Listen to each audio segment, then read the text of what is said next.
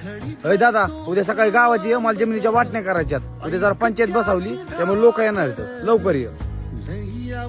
अरे तुला वाटण्या करायच्यात, मग गावात कशाला जायची? आपण करू की वाटण्या. नाही नाही, मला तुझ्या भरोसा नाही. तुम्हाला रान कमी दिलं तर मग काय करायचं? आणि मग तुला बाहेरच्या लोकांवर विश्वास आहे, तुझ्या सख्य भाऊ विश्वास नाही का? तू मोठा आहे, त्यामुळे तू घेशील चांगलं रान, आणि मला देशील खरं पडायचं रान. ते काय जमणार आहे का? म्हणून मी गावातले 4 लोक बोलावले, त्यांच्यात बसूनच करू काय असेल ते खरं खोटं. अरे ते 4 लोक वाटण्या करायला नाही तर भाव भावात भांडणं लावायला येतील. अरे आपल्या वडिलांच्या बी वाटण्या झाल्या र, पण ह्या कानाचं त्या कानाला कळालं नाही. तू लगेच 4 चौघात लगेच गावात जाऊन बसला होय र. अरे तू म्हणतोय ना मला तू रान चांगलं नाही देणार. अरे तुला जे रान घ्यायची ती रान घे, आणि मग उरलेलं मी रान घेईन. दादा मी चुकलो, तुम्हाला ओळखू नाही शकलो. आणि हा, अरे कान भरणाऱ्यांमुळं श्रीरामांना वनवास आणि महाभारत होऊ शकतंय.